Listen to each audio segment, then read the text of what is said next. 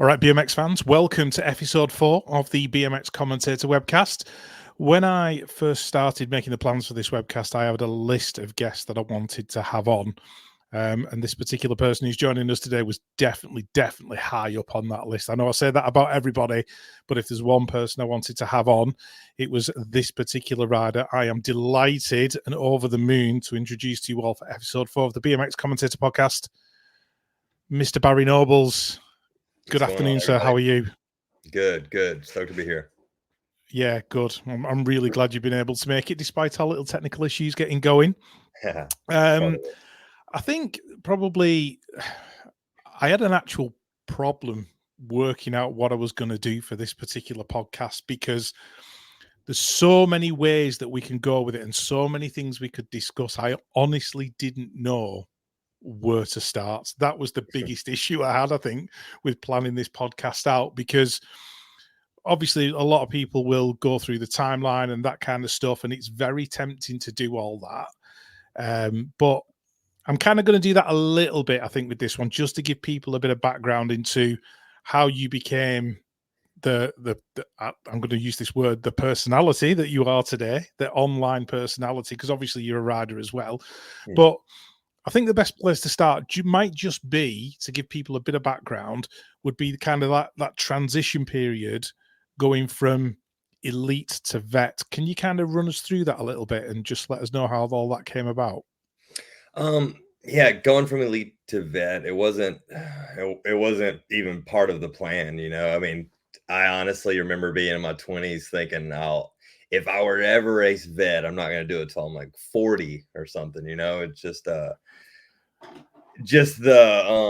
image, I guess, when we're a young elite rider, you look at the vets as just the old dudes, right? So that was never even really on the radar. I stepped away after 2016 Olympic run, and that's when I kind of stepped away from BMX for a little bit and just kind of focused on just some other goals I had for cycling with mountain biking and freestyle stuff. And I was just kind of, all eggs were in that basket for a few years. COVID happened, everything stopped, and just here I am. I just decided to race. USA BMX did that winner take all championship for 2020, and we weren't doing anything else. I was like, oh, well, that was 6 months away. So I thought, well, we'll just go race this.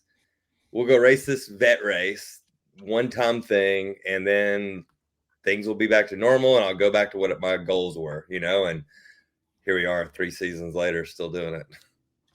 Yeah, because that was one of the questions I was actually going to ask you. Was there a conscious decision to come back to BMX racing, or was it just the way that things happened with the COVID side? And like I said, because I've been watching all your vlogs from pretty much minute one.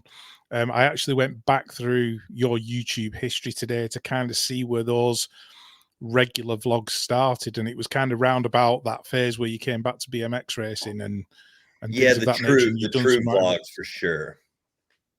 Yeah. Yeah, it wasn't really, it was purely COVID, really. I've always ridden though. Like I just want to experience everything I can with two wheels. And I even when I stepped away from racing elite, it was not even that I was really stepping away. I was just like, I'm just going to take a break and go do this for a little bit. But man, those years just go by really quick when you do that, So yeah, it was not part of the plan. It was just me riding bikes and just kind of following where the journey took me. Okay. So is that where you decided to take YouTube a bit more seriously as well? Was that just a coincidence? Um, yeah, I actually wanted a YouTube. I've had a YouTube channel since 2011. I've wanted to push it. Depending on how deep you go, I have a few things hidden, but there's a lot of older vlog style stuff that I'm actually doing now, but from years ago. But I wouldn't say my whole personal life really supported that at the time, and so I didn't have like the backing around me every day to do it. So there's definitely stuff out there, but it was definitely me trying to do it on my own and kind of wanting these others to contribute to it, but it just never really worked out. So when um yeah, when I stepped away, when I moved from California to Alabama, and I bought this property so I could build my dream compound, and I was like, well, I'm going to film and document all this, not even if the goal wasn't to be this big YouTube thing, but I just wanted to document. I've documented my whole life, So I'm like, well, I'm just going to film it, whether it does well on YouTube or not. I'm just going to film it because this is memories to look back on, and it just started snowballing from there. Once I got here, I cut so many distractions out of my life. My whole personal side support system was 100% into what I was doing, so it just kind of really allowed it to happen super easy and organically. Yeah, because I was quickly looking through the videos and saw the one where you said you bought your dream property, and there's no coincidence that the timeline for your YouTube channel starts from there, and everything starts to become a lot more consistent. Did you ever think you'd get to where you've got with YouTube?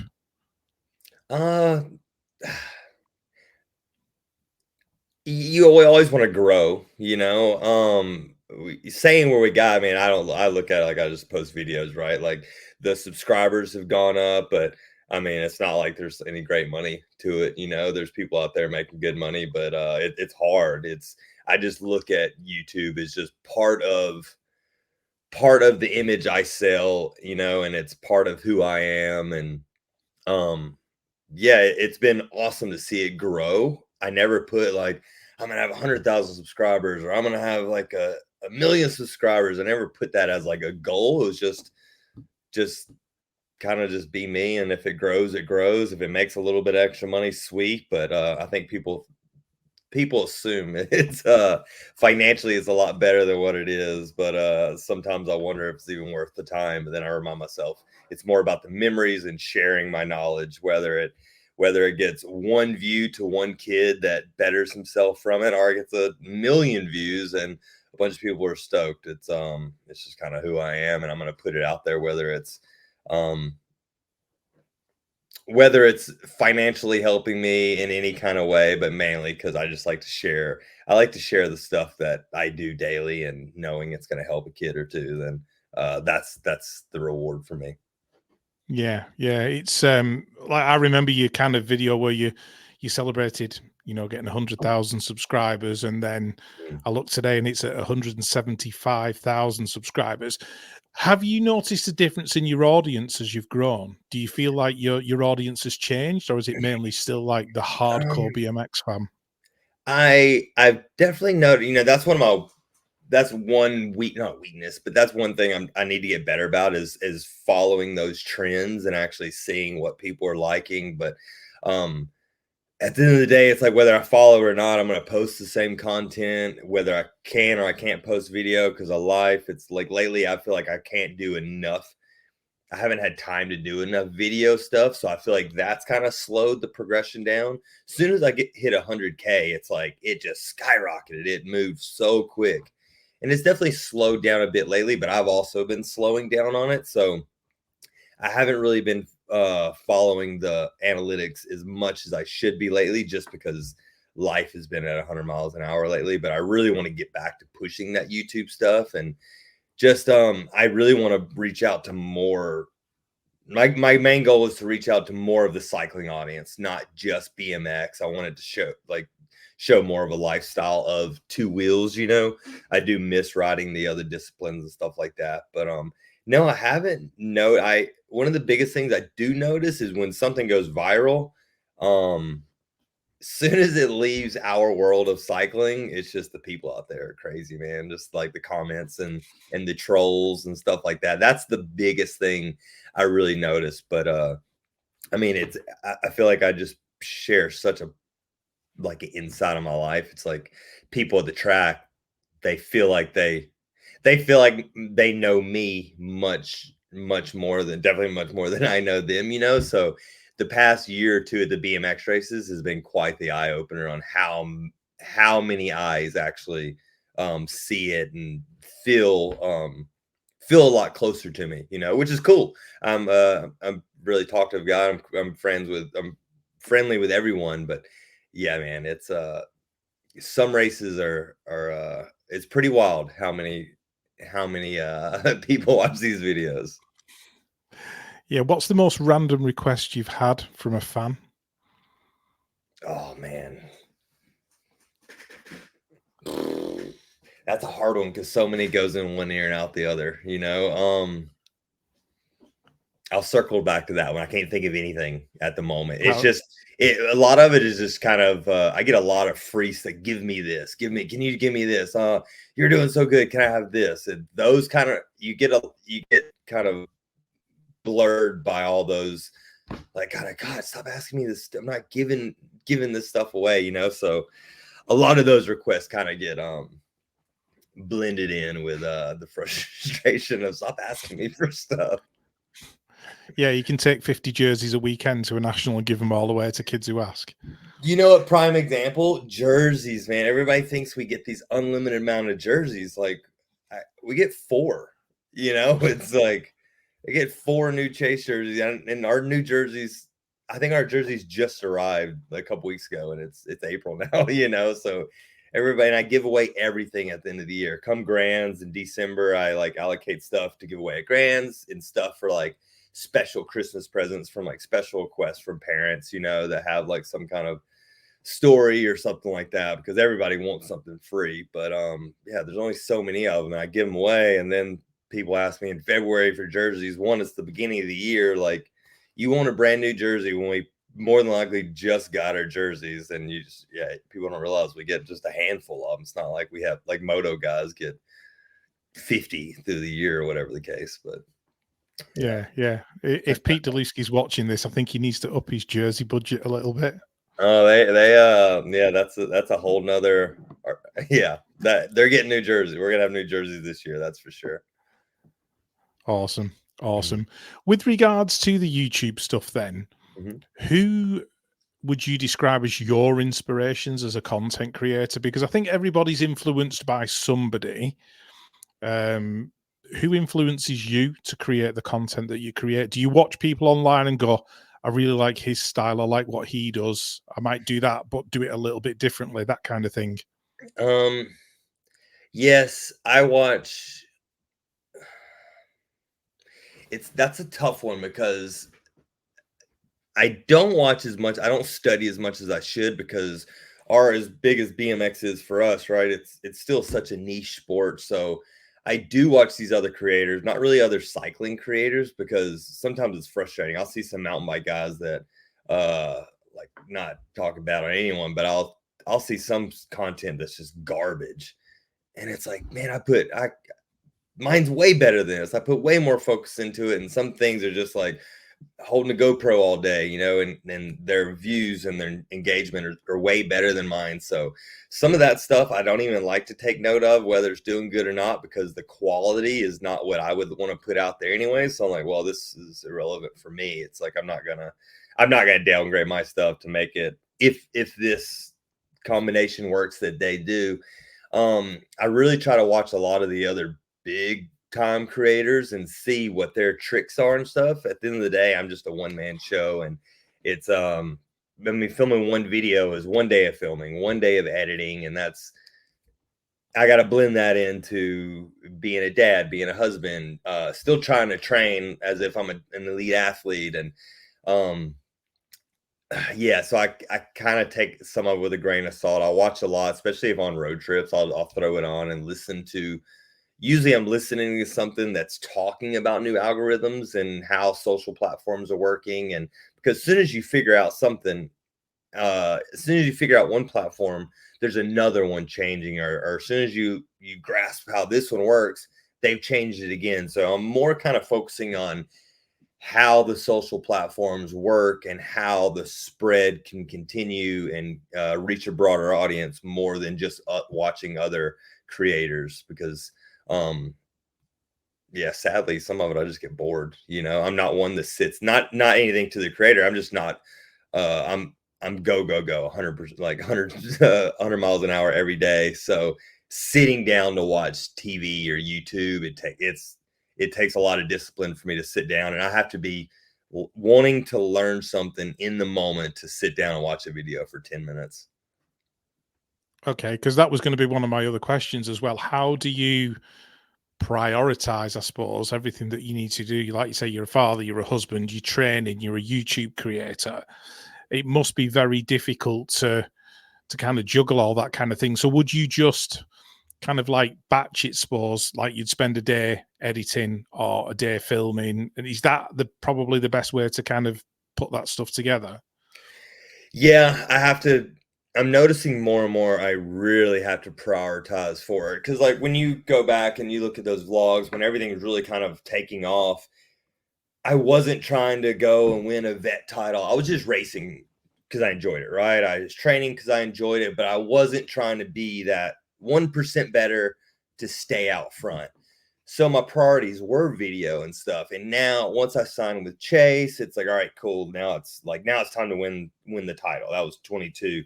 So my content slowed down a bit because I had to put more focus into my training, and I'm learning so much now that I should have learned in my 20s, but I'm learning how you're either going to be you're going to be the rider no matter what class you're in, right? You're going to be that rider that's giving it that extra 1% to make sure you're winning nearly every race or being consistent, or that extra 1% is going to go into your content. And I'm noticing in the last year or so, it's hard to balance if I want both. I can't really have both. I can't put out the amount of content that I want to put out if I still want to be the guy that's going to consistently be up front. And I'm looking at it like I'm getting older, right? So if I'm out front, I'm out of the way of traffic. It's less risk of injury.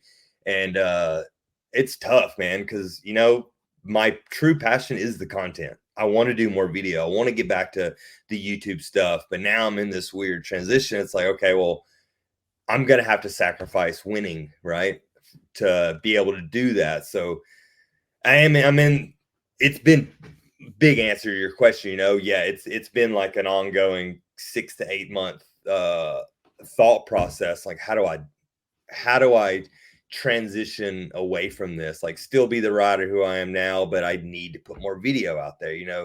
Putting this video the video content is what's made me who I am today.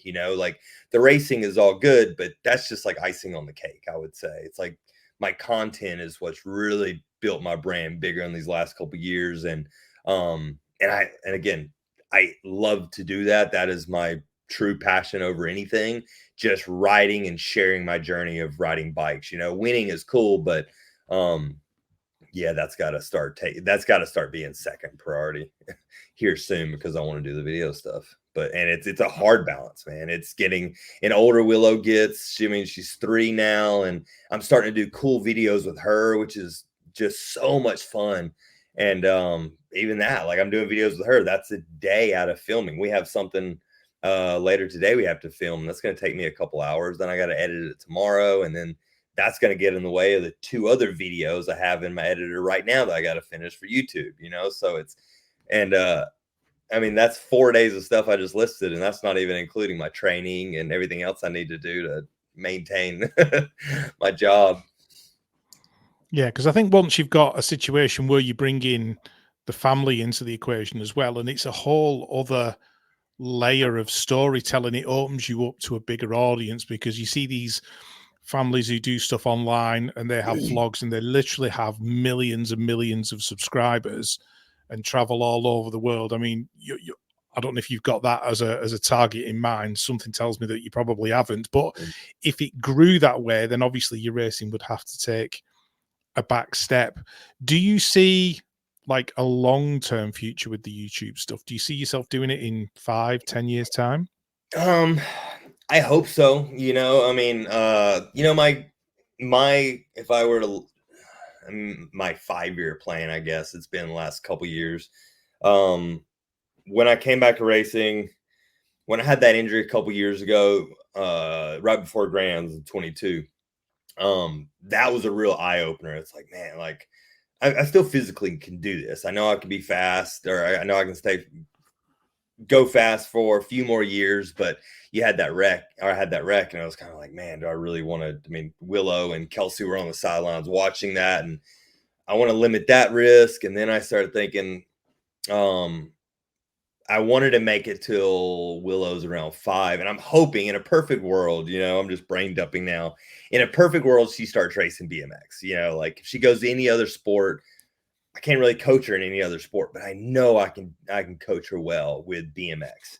And with the YouTube stuff, and it's kind of slowly going in the direction that I've been planning on it to go, because I want to start telling her story, and I want to do the YouTube thing, whether it makes money or not. Hopefully that's just part of why sponsors still support my program, because of the eyes that are on us through that, so like, again, whatever YouTube may make me, that's just a bonus. It's just part of the package I sell. And I want to continue to do this. I still want to go into my 40s in a few years and still be an athlete. I don't have to be out there competing, but I still want to go, and I want to do practice, and I want to like line up against a couple young dudes, just because it pushes me. It's like I still just want to see how good I can be as I get older, but the competition side is tough. So I'm hoping the competition side of BMX can slowly be Willow's side, if she goes that route. I try not to push her. I want it to happen naturally, but I mean, the way we're going right now, it's going pretty well, and she's loving it. So if I can start telling her story, yeah, it'll all be on YouTube as well. Because again, it's like I'll probably always do it because it's such a memory bank. It's like we still constantly go scroll through my own YouTube on the couch all together and go and watch all the family ones. It's like opening up a photo album, but we're reliving all these moments. And that's my biggest drive for my YouTube content is if I put this out there, it's like memories we can keep reliving, and then other people are stoked to see it. So it's like, cool, well, we can make our living around sharing this life that we have, and yeah, goes on and on.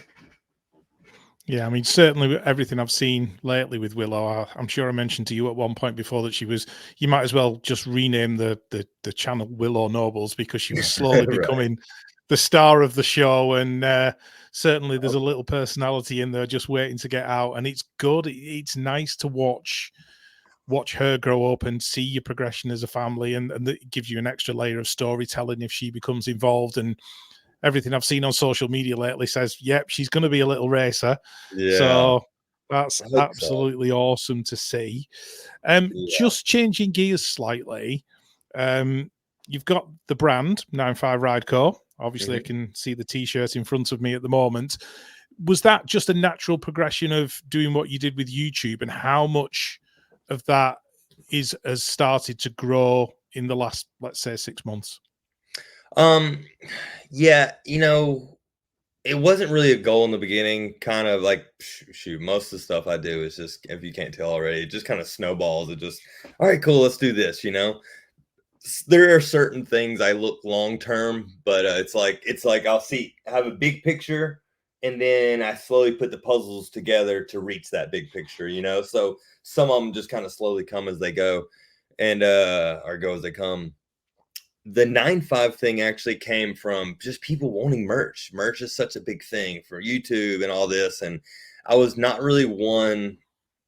I've never been one to want to just do the same thing everybody else is doing. Right. I mean, that's probably why I'm doing what I'm doing at 38 years old or 37 years old. And, but as much as I always want to do something different, it's like, well, I just don't want to be that guy putting another Barry Noble's merch shirt out there. I don't want to sell merch, but the requests were so often, it was like, I'm kind of stupid not to, and then I didn't want to have I didn't want to have something that just screamed like Barry Noble's fan, that's not the kind of stuff that I like to put out there. I just want to have a cool shirt. And then obviously 9-5 being my race number, I wanted to slowly turn into more of just Barry Nobles. I want you to look at 9-5 as just like a ride brand more than, oh, that's Barry Noble's company. That's my long-term goal with it. I know right now it's so attached But yeah, just the request came, and then I've actually, all this is my wife. Kelsey loves doing this side of stuff, and so I was like, well, I'll just approve it. You handle everything, and I'll just be the kind of the one writing the checks and saying yes to it. But yeah, it's been a lot of fun. It's actually, I'm stoked we've done it because it's taken off well. We do smallish numbers every month. The goal is to put a new design each month. We're a little ahead right now, but then at the same time, a week goes by, then you're like, oh, we're not going to make one out for this month, So it's been a cool journey. I just want to share it as some kind of two-wheeled lifestyle. 9-5 kind of goes with like that 9 to 5 work day. Like that's not where it originally came from, but it just kind of works. It's kind of that 9-5 lifestyle, that 9 to 5 ride lifestyle type thing. Yeah, it certainly ties in well. I watch guys like Harry Main and Matt Armstrong, who have both built really good merchandise brands off the back of what they do on YouTube. So I can certainly see how it all links together. If it's a case of like having to make a choice one day and going, yep, let's pursue this brand, this clothing brand. It's got legs, but we've really got to put the effort in and kind of dedicate more time to that. I'm thinking of a bit like Brian Deegan did with Metal Militia back in the day. It started as like a hobby and then turned into a whole animal on its own. And I'm pretty sure he ended up selling that brand. Would that be just like the icing on the cake? Would that be the big dream?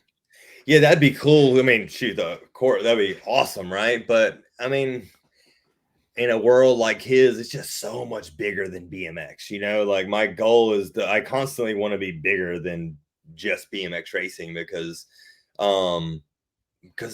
there's just so much more out there. It sucks that we're such as far as numbers, we're kind of the smaller side of things as far as racing. So it definitely needs to turn into more of a two-wheeled lifestyle type brand to get to that stage. But yeah, that'd be awesome. I think Metal Militia, that was the beginning of stuff like this.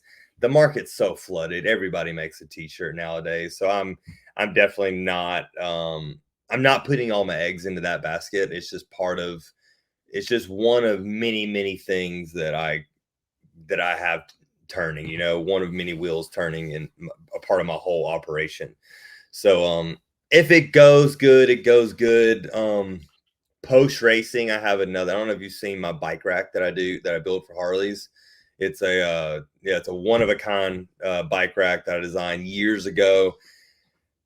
Man, if I could have that built somewhere, I could quit racing right now and just focus on those orders that would hold me over. It blows my mind.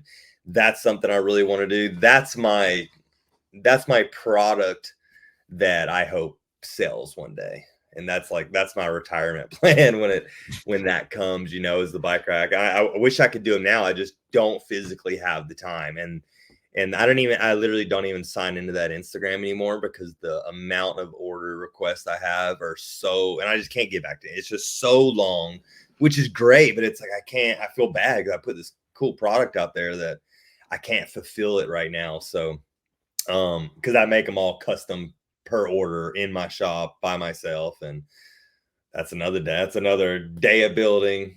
Second day is paint and shipping. Like, not enough time in the day. I need a bigger operation. That's for sure. I haven't found those resources yet.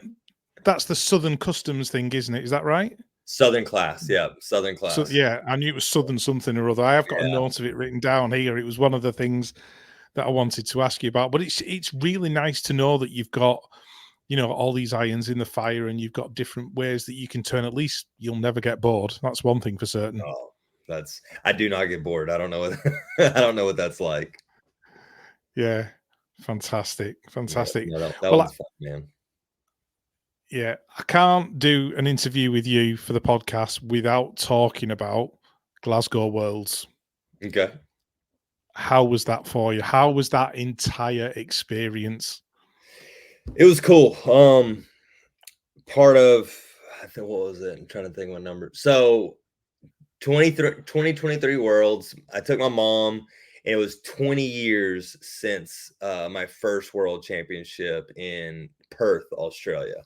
I was 16 years old, racing the 17 plus class, and yeah, won the worlds there, which was cool. And it wasn't something I even realized until pretty much right as we got to Glasgow, that because I had no intentions of going to worlds last year. I even had to like get some strings pulled to even get registered, because when I finally decided I was going to go, it was past registration. It was way too late.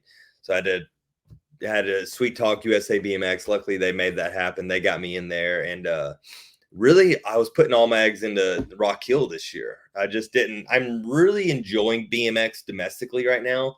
We did so many years of doing these international World Cups and flying all over the place. I was just so burnt out. So when BMX started really kind of picking up more, all right, we're doing all these races, we're on chase, like taking things more serious again, this and that. I really enjoy just getting in the van and traveling around America.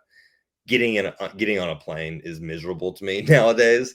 So I was thinking, okay, well, I'm gonna put all my eggs into Rock Hill. Like I'll focus on that world champs, and I'll just be on one world champs. It's like the Masters world title is never like this huge goal that I wanted to achieve.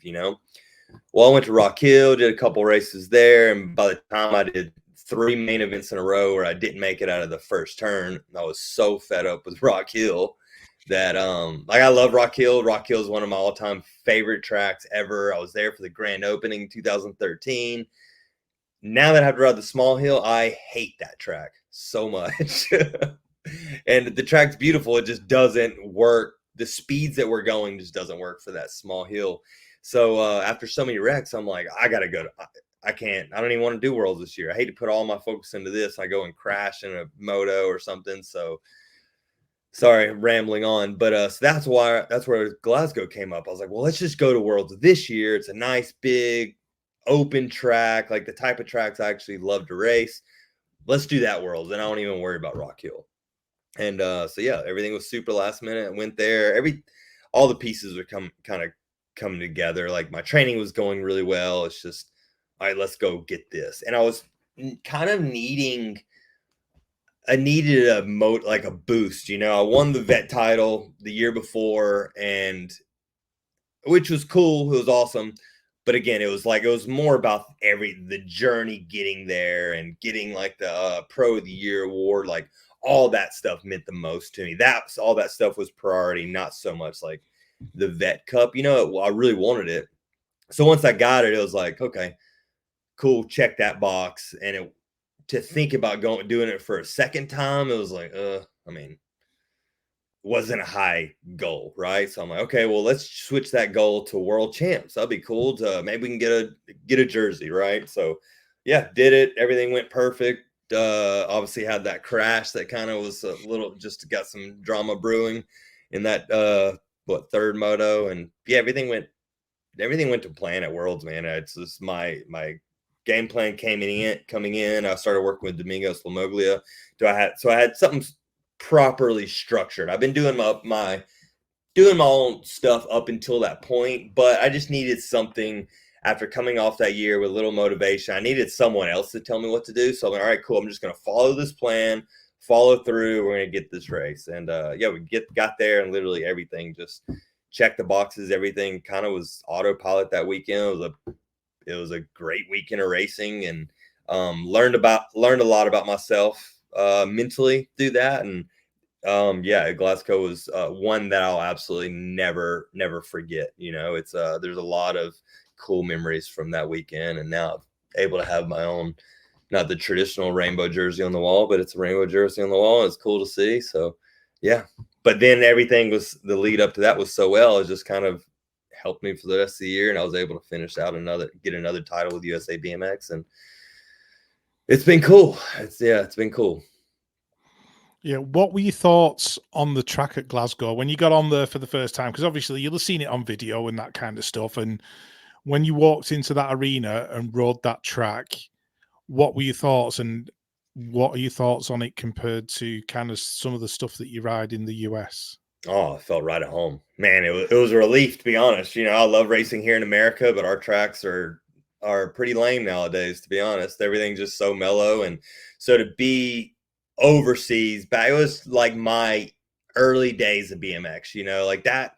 Glasgow was just a track that fit my personality, fit my style of riding. I hate that we couldn't ride the pro set. That was kind of a bummer. But dude, that track was sick. I loved it. Besides the limestone that I'm just not used to riding on, and I've always hated that stuff. You know, I know it's nice, and I know the purpose for it. We're just not used to it. You know, so being in the States. So yeah, dude, it felt so good to ride that track. If to have any local that has that track. I mean, I use that track example, but you guys have so many nice tracks over there, or pretty much anywhere outside of America. Nice technical, deep tracks with jumps, nice big wide open. It's good to be able to come out of turns and just open it up. You know, we're BMXers are sprinters. There's no reason we should be held back by certain obstacles or something. Like the best feeling is come out of a turn and just open it up and just sprint as hard as you absolutely can, you know? So that track was awesome. It was like just technical. It wasn't too technical, but it was like just enough where I couldn't go and like first lap it, have it dialed. You know, it took me a couple laps to feel good on it. But when I have a track that I enjoy riding, it's easy to race, you know, just because I love going fast on it. And that was one of those tracks. There's a lot of tracks we have here that's like, especially 4 years into racing vet now, it's like, oh, we got to go back to that track. You know, it's just then it feels like a job. Like, all right, just got to check the boxes, get through your motos, get through your main, get through the weekend, right? And but when it's a track like Louisville, for example, it's not what it used to be, but that's a track like, all right, I'm excited to race this weekend because I love to race this track, or I love to ride this track. Glasgow was one of those. It's like, dude, I would go back right now if we had a race there. I would love to race that place again. Yeah, bizarrely enough as well, they don't hold a round of the UK National Series at Glasgow. It tends to only be used for kind of the bigger events. We've had the Euro Championships there. We had one national there. We've had the Worlds there. That's basically been about it for races and events at that track at Glasgow. It's not as well utilized as I think it should be, but that's a whole other story for a whole other day. The race itself, obviously, you had the likes of Kyle Evans in there with you, Cal Strickland, you know, a few other guys. I think there was a couple of French guys in there who could have possibly given you some stick, some trouble in the turns and stuff. And then Moto 2 came along and you took that big old fall and left with some Glasgow limestone in your elbow. At that point, did you think it might not be my day, or did you just keep the faith all the way through? Well, for some reason in that you get in such like tunnel vision, right? Like for some reason when I crashed, my immediate thought was I just threw it away as if I was in a semi. It's almost like I forgot what lap I was in, you know, and it was third moto. So I won my first two motos, so I was sitting fine in points, but I don't know, just I immediately hit the ground and immediately just thought there's a video of me like what the, you know, I'm just pissed at myself, but because I just thought like you just threw all this away, you idiot, you know. Then it was like, wait a minute, this is third moto, we're good, you know, let's go get patched up and get back to it. So yeah, in that brief moment I was just kind of lost where I was, because I say this next statement just because it's so much I've learned about being a racer. I'm so much different of a racer these last few years than I was all through my elite days. I've said in other interviews, I used to have so many distractions, which I wouldn't change any of that. I just want to have all these experiences. But now my life is so much more simple and easygoing. And now I'm like, this is all my fun of riding. I just want to win now. And I'm just really enjoying the process of I mean, not the winning, but I'm enjoying the process of pushing myself to be that guy that can win every time, and learning the consistency, because more I learn about myself now and how to develop this consistency, more I can pass on to someone else. And or like that kid, that younger me who was trying to look for this information and didn't know the questions to ask, and hopefully I can just put it on YouTube and it's going to reach those kids, you know? So going into that race, I was in such like a focused tunnel vision state that like I don't want this to sound cocky or anything against anyone else, but like I had this gut feeling that I just knew I was going to win that race, you know? So it was real easy to not like have any nerves. It was like I was nervous, but I had a really calm about myself. And I'm sure I got to that state because of the process I went into leading into the US 22 USA BMX Grands. I had to learn to be consistent. I had to learn to go into that race prepared. And now Worlds, it's like, this is one lap.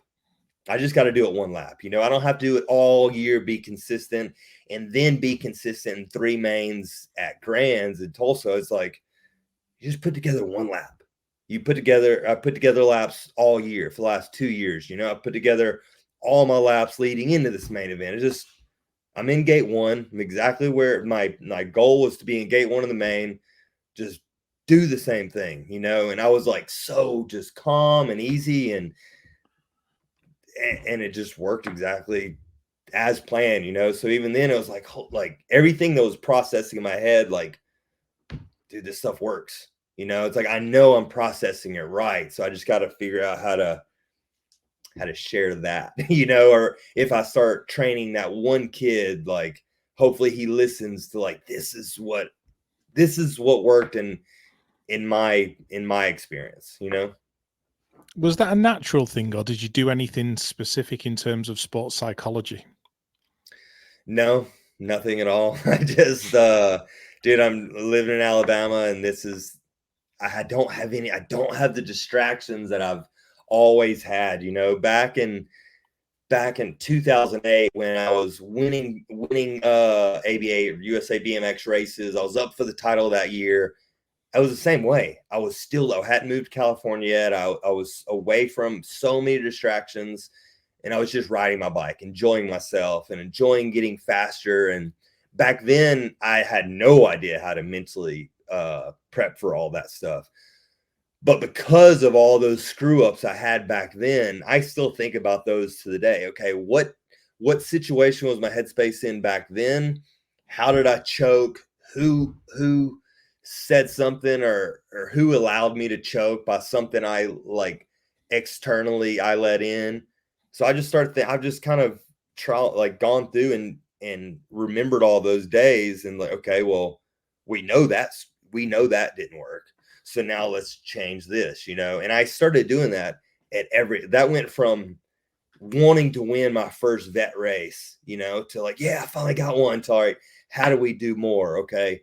Why did he beat me here? And learning how to be more consistent, like not that I'm doing anything crazy in my training, right? But I'm just being more consistent and understanding the process a little better. And okay, I'm strong. I'm just as strong as this guy is here, but why can't I need to pedal a little quicker, you know, and my legs need to move faster. So I need to be more flexible. I need to be more mobile, just stuff like that, you know? So it's been such a step. It wasn't that I trained hard for 3 months to win that world. It happened back in 2021 when I realized I kind of wanted to start winning these races, you know? So then 2 years later, you get it. So, and I say all this because all these kids want to start training and they get a month or 2 in. I'm not seeing any differences, you know, they want to switch trainers. Well, I have 25 years of building this BMX engine, right? Like I got a lot of base strength and a lot of base speed that I'm not going to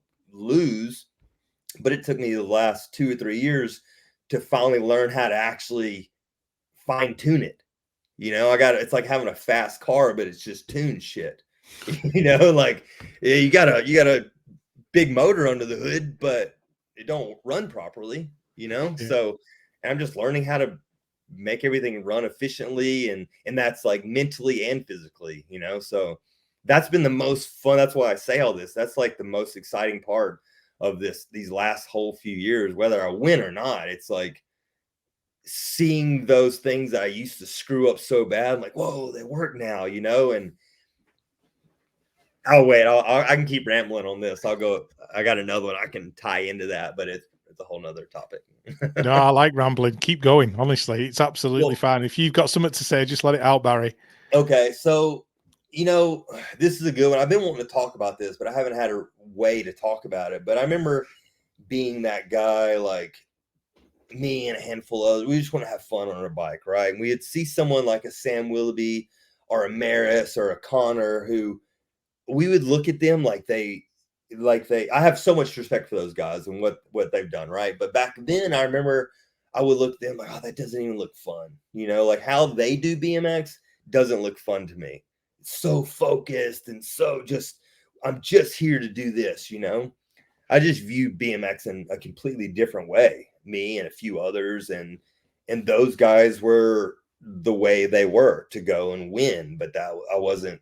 Winning was never really my like focus, you know. Well, now that winning is my focus, and I really enjoy the process of being able to win is my focus, not the win that comes with it, right? But now I'm finding myself doing the same thing I saw those guys do, the same thing I always kind of thought, oh, that looks lame. But now it's like so enjoyable for me.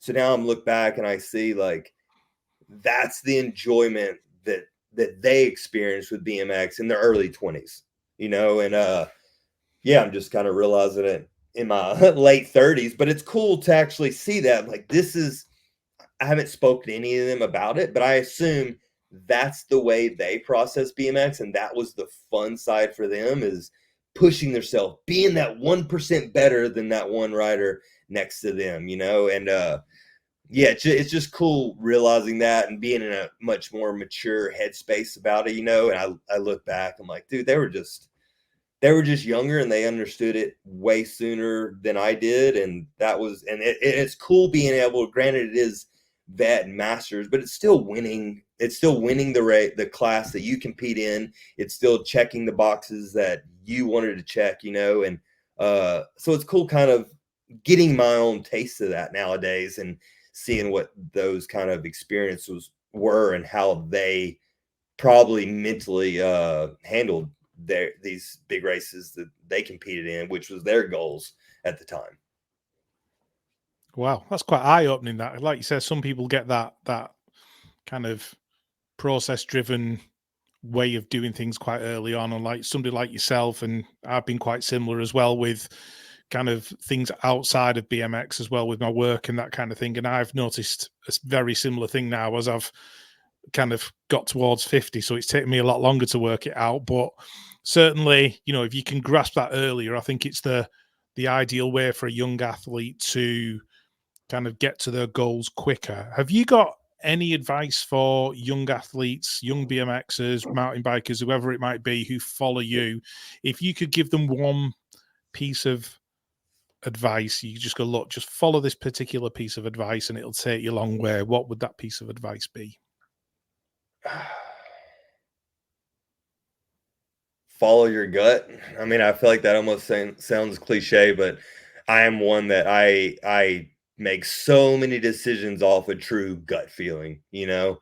And saying all that, I wouldn't even I would not, if someone could go and change everything I did and I had a different elite career, I would not change it whatsoever. I'm so happy where it's come, but I've gotten to where I am now following my gut. You know, I wanted to do all this other stuff. Like, if you want to go be an actual champion, then just stick with that. But my gut and goal never said, okay, I want to be a champion. You know, I want to do all this other stuff. But doing all this other stuff has somehow still got me where I am at 37 years old, still doing this as my profession. And that's been my biggest goal my whole life, is to be a pro BMX, a pro bike rider. And I haven't seen anything. That's always been my goal. I want to be a professional bike rider. Not I want to go to Olympics. Not I want to be a champion, which sometimes I do wish I had that thought back then. But I just want to be a pro rider. So I'm just going to do whatever it takes to continue to be a professional bike rider. And those decisions have come from where my gut is focused on, you know. Okay, instead of fighting, you know, we have so many guts. Oh, should we do this? Or should we do that? Like, dude, if I'm feeling like if this feels good, I'm gonna go with it. If it doesn't feel right, oh, I really don't like going there's a lot of races I've skipped because I just don't. Something says I don't want to go to this race. I don't go to that race. When I had a wreck 2 years ago, that was a prime example. I was purely there because it was right before Grands. It was a pro-am. There was a couple extra grand. Like, cool, I can make another 1,000. This could be an easy $1,000, $2,000, whatever. I wasn't there because we're chasing points for the title, or I just want to go ride my bike. It was just like, let's go over here and work, And I had this I didn't really want to do it, but I'm like, oh, it's too close not to go, let's just do it anyways. And I ignored that feeling and ended up in the hospital. Wow. Well, there you go, kids. Follow your gut. That's good advice from Barry Nobles. And just kind of taking a slightly different turn, but very similar. You were talking about training kids before and that kind of stuff. Obviously, you've ramped things up with your clinic tour now. How has that progressed over the years, and how do you see that progressing in future years? As far as clinics or training kids? Yeah, clinics and training, just all that kind of stuff in general, because I get a sense that you've got a passion for giving back, and obviously giving back via clinic tours and maybe training some kids in a bit more of an in-depth way. Do you see that as part of something you could be doing in the future? Yeah, absolutely. I don't really want to go the route of training people because I don't look at myself. I don't feel certified enough to be like, all right, do this gym work.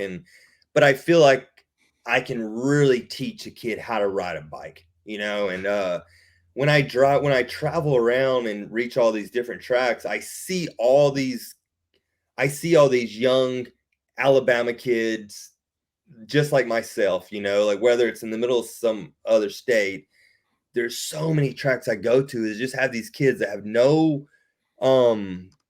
pro presence or better rider presence at their local track, which is how I was, like I didn't know at 14 years old I was the good kid. I was the top rider at the track, because we just didn't have it. So I didn't have anyone to ask, and it was so much just trial and error and doing things wrong, building bad habits. And so that's where I love going to these tracks and doing like skill-based clinics. My routine is changing quite a bit now because I'm starting to double up on tracks. I don't want kids to have the same thing over and over, but if I could do just basics of riding a bike, I really enjoy that because those kids, it's not as fun doing that, but those kids are like sponges, those early ones that I could get to quick. We can build habits early. That's what I really enjoy to do. I'm sure there's a couple kids that I have my eye on that I want to work with. Actually, one I spoke to last night might be my first kid I actually start like training.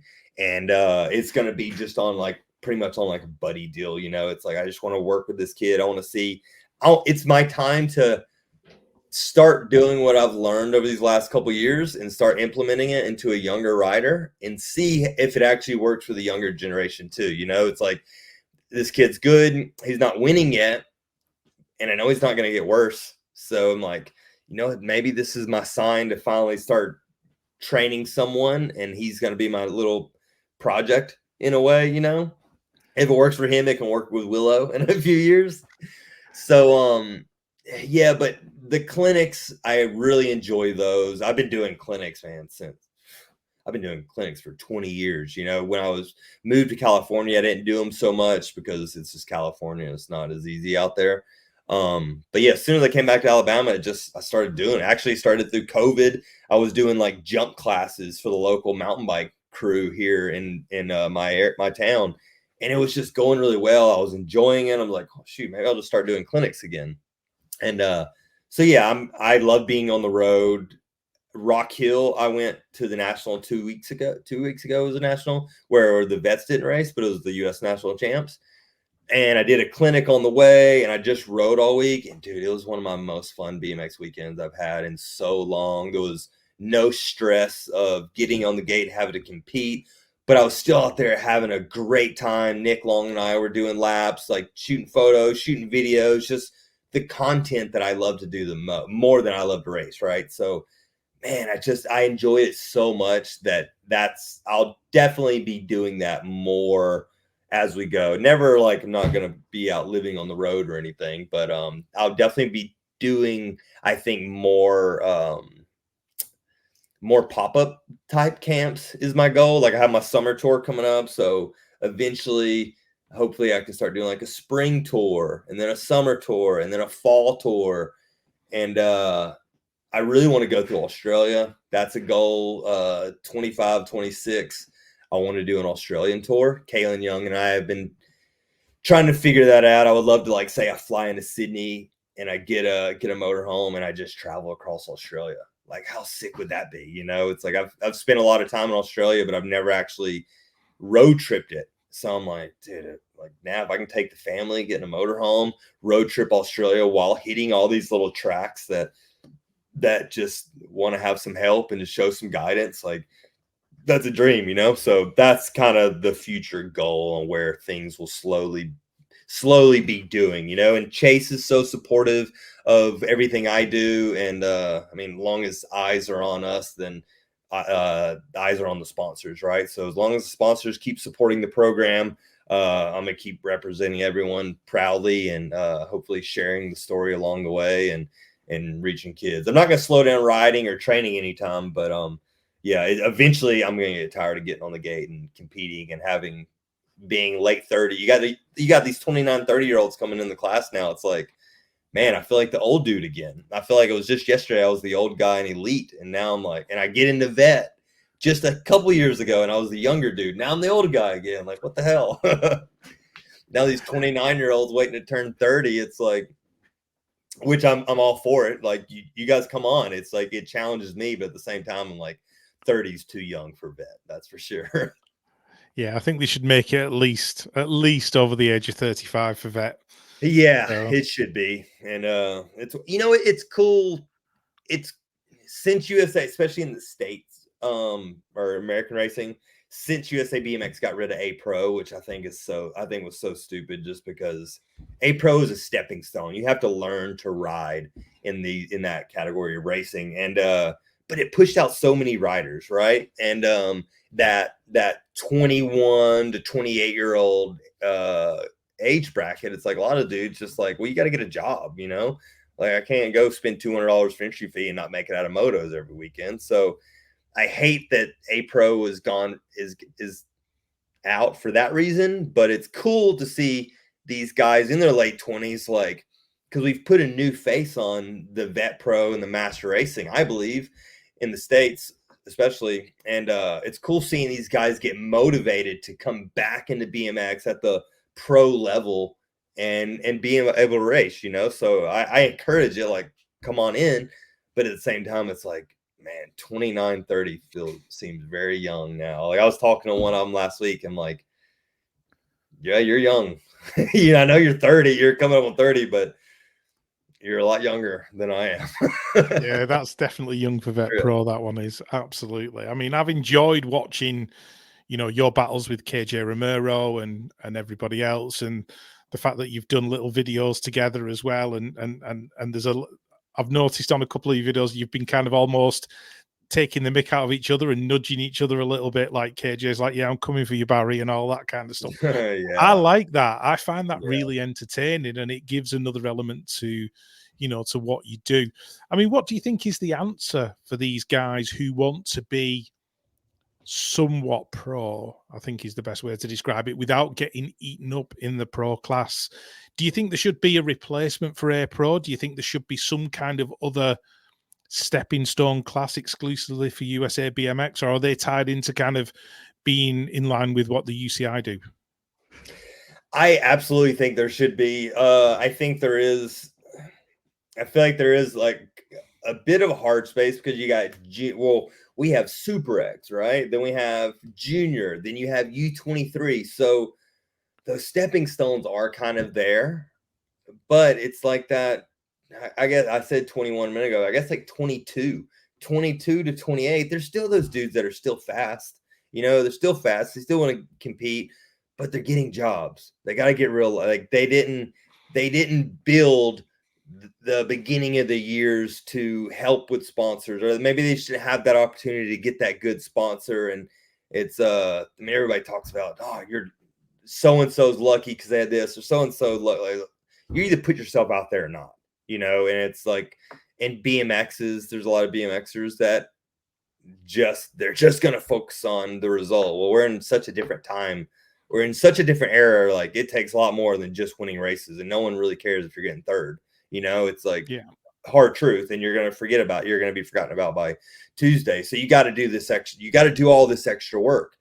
Well, if you don't do all this extra work and you're out of U23 to 24, and you ain't making elite by 25, like what are you going to do? And that's just, you're going to have those riders, right? You're going to have those lifetime A pros, which is completely fine. You're too good to be an amateur because you're a good rider, but you're just lacking that little bit to be that best. And you can't have a 9 to 5. You can't have all these other distractions if you want to have that extra 1% over that rider next to you and be the best, or be those top 3 best. And there needs to be a class for that, I know it's hard. I can't see USA BMX adding another class because it's filtering so many, especially when it's the UCI weekend. Like I said, Super X is huge here, and dudes could race that, but then you got to race it on the Supercross hill. Not every 26-year-old that needs to go to work Monday wants to go ride the Supercross hill, and especially as easy as it is now. Like, it's not like you really snap out. Everybody's charging to the bottom because there's tabletop at the end. There's not much risk. So I don't know. I wish there was a class that broke it up, even if it was at these other nationals. I know they do those pro-ams, and I don't know. Seems so sporadic between the pro-am. If you're that guy that wants to race an A pro type race, there's no consistency in it. You can't chase like, all right, we're going to go to these goals. And not that you should be making a living out of racing these classes, but there's no reason you can't. I'm doing it in vet, at the end of the day, sponsors sponsor you to represent their brand and make sales. And so if you can't make sales, then how are you going to make a living? So it's like, there's so much more you got to do than just go out there winning races. But again, I'm rambling, but it's like there's so many dudes that want to race, that are fast enough to race in a pro class, but just can't. You don't want to do any, especially racing amateur here. Man, I feel so bad for those 25, 29 class, whatever the class is. You race one moto, sit around all day to race a semi, and then all hours go by to race a main. Like, you go the weekend, you race 3 laps. Just wait till you turn 30, and whether you suck or not, at least you race 3 laps in a couple hours, and it's fun. We have a good time doing it. Maybe you'll make it out. Maybe you'll make the main. Maybe you'll make it out. Whatever the case, but there just needs to be something for that group of riders, and I don't think we'll see it again because of UCI and Olympic stuff, and which is all great, but I think everything's so funneled to that direction. The traditional A Pro, double A Pro stuff, I think that's pretty long gone. But hopefully I'm wrong. Maybe that comes back one day, I did get asked to ask you this question by a friend of mine who said, ask Barry, would he like to see the return of Pro Cruiser? No, I wouldn't care. Honestly, I'm too short for Cruiser. Like, my short legs, like, I got a 30-inch inseam with a 20-inch wheel under 26 or 24-inch wheel under my bike. Like, I'm floating on a thin line right there, and I did it. I really do enjoy. I just enjoy riding bikes. It's like riding my hardtail at a Crankworks event, doing a pump track race. I just love riding bikes. I love riding different bikes, like anything 2 wheels. I'm just having a good time doing it. I've had plenty of crashes on Cruiser from putting my ass in the back wheel, and you got all these guys with fenders on it. I don't care. We joke about it now, because back then when I was doing it, it was what I say earlier. I want to be a pro BMXer, right? Or I want to be a pro bike rider. So we get out there and compete. There's a class, like there's Pro Cruiser, there's money on the line. Well, cool. I'll be on the gate. It's like, because this is my job and this is what I want to do as a profession. So, dude, the Cruiser was just like, it's just an ATM. We called it the ATM that weekend, like a lot of I remember Dale Holmes and them used to always call it, that was just the ATM bike. And it sucks that it fizzled out once Olympic stuff came in, because it was another opportunity for, remember we used to have Pro Open and all this other racing, but now everything's so focused on, we got to just focus on this one class, because that one class is what gets us to Olympics. so on and so on, which is great, you know. But it's just a lot less stuff. Like dudes were used to be able to make good money off cruiser and open and all that. So it sucks to see it gone in that reason, but I have no intentions to be back on a cruiser again. That's for sure. No, that's fair comment. That's fair comment. So I think before we wrap this up, Barry, I always give people the opportunity to say, you know, thank you to the people who've, you know, supported them. And I know you've got some long-standing sponsor relationships with the likes of Fly and Maxis. Is there anybody out there that you want to shout out to before we wrap this up and just, you know, say thank you and just give people who've supported you a little bit of, you know, a shout?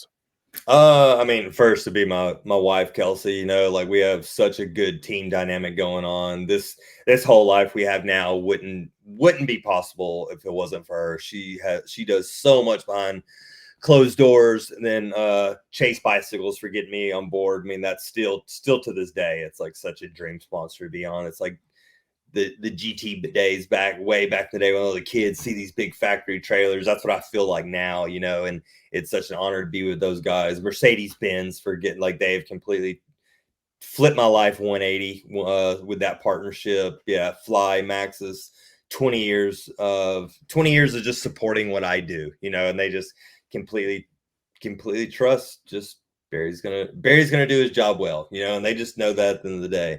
ODI is one of those other long time ones that are the same way. They just want to be part of the program. So if it wasn't for all of them, it's like they're what all makes this life possible. It's not the YouTube stuff or social media stuff. That's just part of me, but it's those supporters supporting me, which supports BMX is what's cool. Or Mercedes is the prime example. They saw potential and support this BMX guy, and that's awesome, you know. So very grateful for all them, and have just a good support network, and hopefully it doesn't change anytime soon. No, and I'm looking forward to seeing you being on the gate for, you know, at least a few more years to come, Barry. And I always enjoy watching the content.